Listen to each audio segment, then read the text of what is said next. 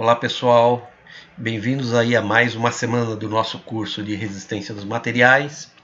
Essa semana nós vamos começar com um assunto novo, tá bom? Para recapitular, na última semana nós terminamos aí de discutir o assunto esforço de tração. Então vocês puderam aprender uma série de coisas. Iniciamos aí com o cálculo da tensão interna nos esforços de tração, né? Vocês aprenderam aí tensão é força sobre área da seção transversal, né? Vimos também a questão da tensão admissível, que é a máxima tensão nas condições de projeto que um elemento mecânico pode suportar. E com isso nós aprendemos aí como saber se um elemento mecânico pode resistir ou não a um esforço de tração, né? Comparando a tensão a que ele é solicitado com a tensão admissível do material nas condições de projeto.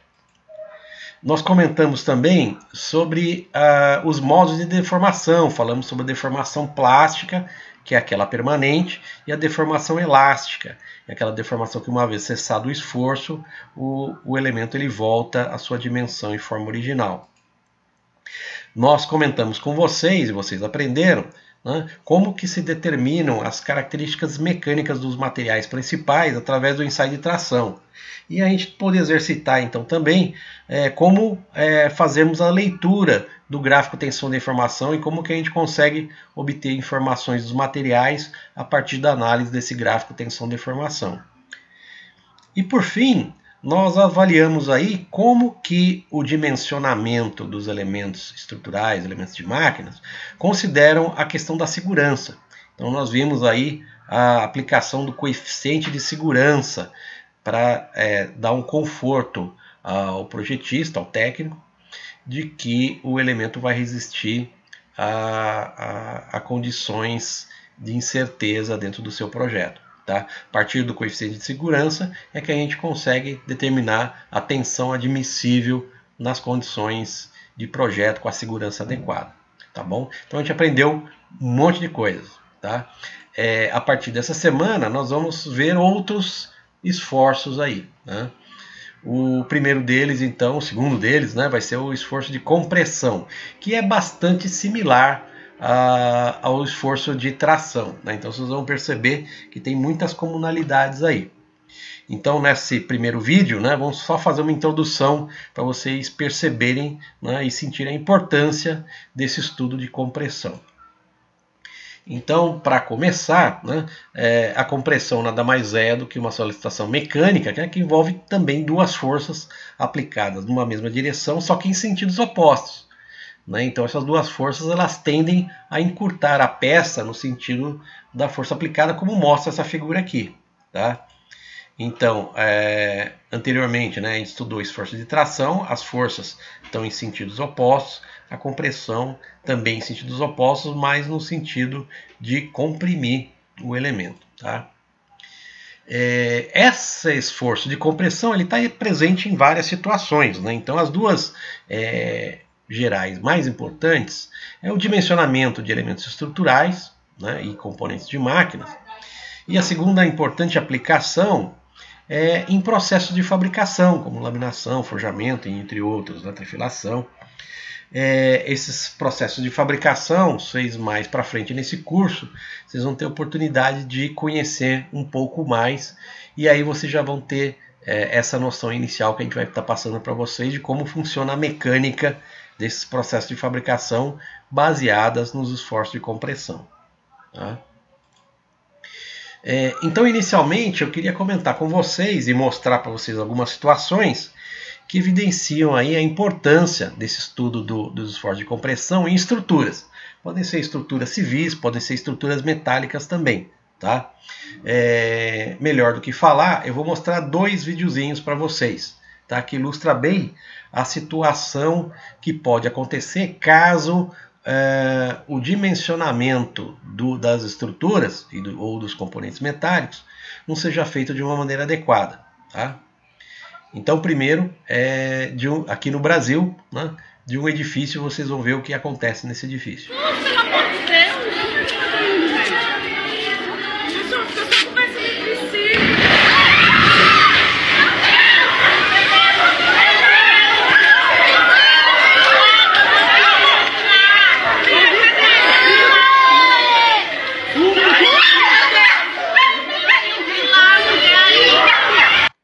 vocês vejam, um prédio inteiro caiu, né? Por causa exatamente de problemas estruturais, né, na estrutura desse prédio aqui, ó, tá? Um outro exemplo, né, vocês vão ver nessa reportagem aqui, ó.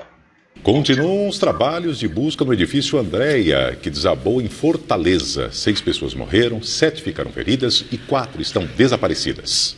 Hoje foram divulgadas imagens de câmeras de segurança que mostram a movimentação no prédio momentos antes do desabamento.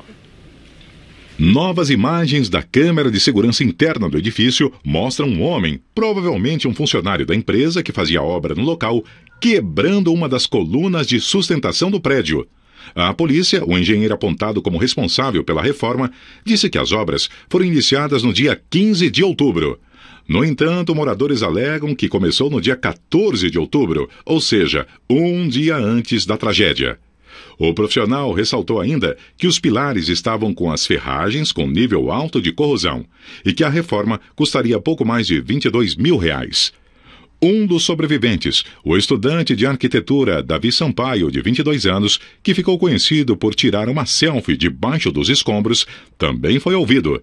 Ele disse que o prédio começou a ruir minutos antes do desabamento. Ele chegou a fotografar as estruturas danificadas e repassar para colegas da faculdade. Um mês antes do acidente, a síndica fez um outro orçamento para a reforma. A vistoria técnica da empresa detectou pelo menos 135 pontos com falhas estruturais. No entanto, a proposta foi recusada 2 dias depois, porque uma concorrente ofereceu o serviço com menor custo. Continuam.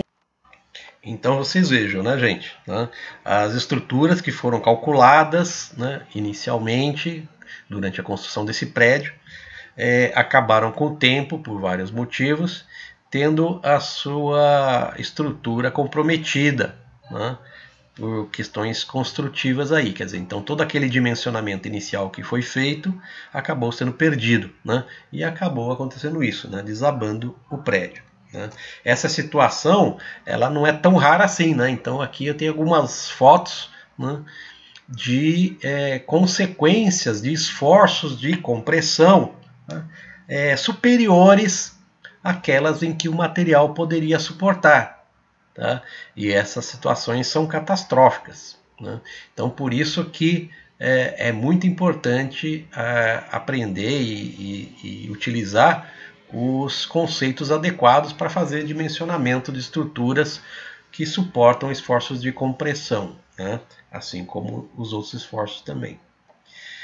E vou mostrar para vocês, né, uma outra aplicação importante dos esforços de compressão, que são nos processos de fabricação. Então vocês vão ver na disciplina Processos de Fabricação, mais adiante nesse curso, né, como é que diversos processos diferentes utilizam esforços de compressão direta e indireta para fazer a conformação mecânica dos materiais, né? 2 deles muito característicos são a laminação e o forjamento, que vocês vão ter uma ideia de como que isso aí funciona, né, através de um filminho rápido aqui, ó. Satélites, naves espaciais, aviões, navios, trens, máquinas agrícolas, computadores, fogões, geladeiras e até panelas são resultado do encadeamento de vários processos de fabricação mecânica. Até uma peça simples como esta aqui passa por várias etapas de produção até chegar a uma forma como esta. Depois da fundição, são vários os processos de conformação mecânica que são utilizados até a formação de um conjunto mecânico. Processos como a laminação, a trefilação, a extrusão e o forjamento. Nesse estágio que eu estou fazendo aqui nessa indústria, eu já aprendi várias coisas. Por exemplo, quando é que eu ia imaginar que uma placa como essa pode ficar tão fina até se transformar em papel alumínio? Para ver como isso acontece, a gente vai ter que falar em conformação por laminação. Olha aí um bom exemplo de conformação. O pasteleiro lá do meu bairro passa a massa entre os dois cilindros e a cada passada ela fica mais comprida e mais fina. Na laminação acontece a mesma coisa.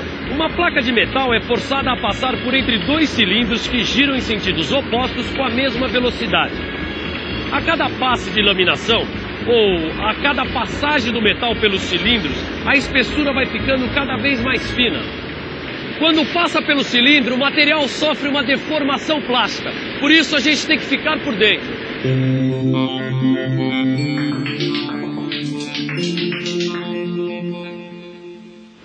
Por causa da deformação plástica, o material tem uma redução de espessura e um aumento na largura e no comprimento, sendo que a largura é limitada pelo tamanho dos cilindros.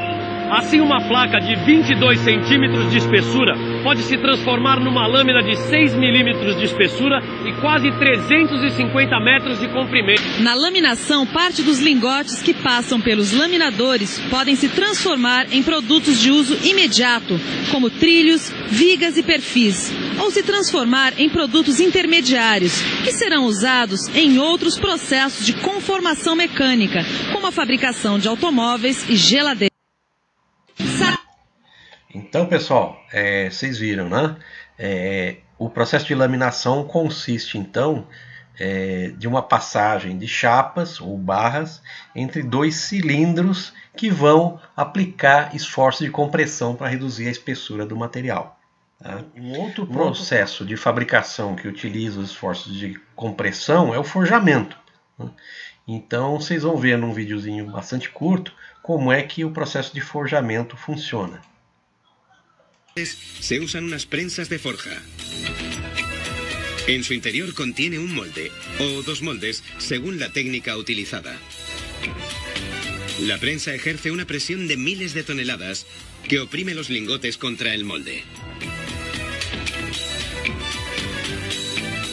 El acero se oxida por la exposición al aire. Se usa agua a presión para eliminar el óxido.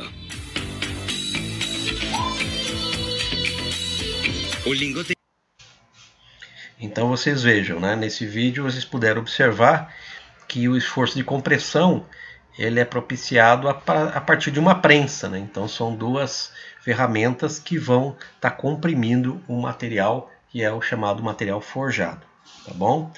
Então, pessoal, só para vocês terem uma ideia, né? Esse assunto é um assunto bastante importante, assim como tração também era, né? E vocês vão perceber então que os temas que a gente vai tratar a partir de agora são muito similares aos de tração. Se vocês entenderam tração, vão entender muito facilmente compressão também, tá bom? Legal, gente. No próximo vídeo nós vamos falar então sobre como calcular a tensão interna e vamos falar sobre a deformação então nos esforços de compressão, tá bom? Até mais, até o próximo vídeo.